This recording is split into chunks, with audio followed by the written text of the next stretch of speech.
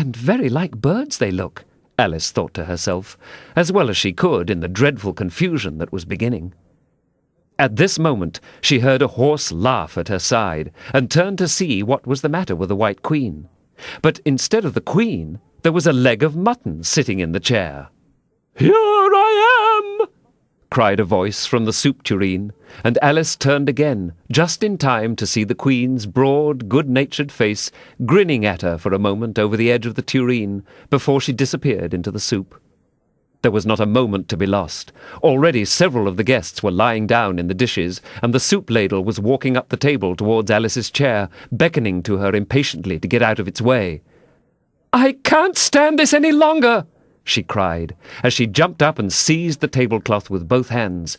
One good pull, and plates, dishes, guests, and candles came crashing down together in a heap on the floor.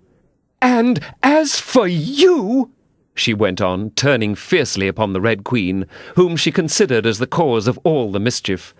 But the Queen was no longer at her side. She suddenly dwindled down to the size of a little doll, and was now on the table, merrily running round and round after her own shawl, which was trailing behind her.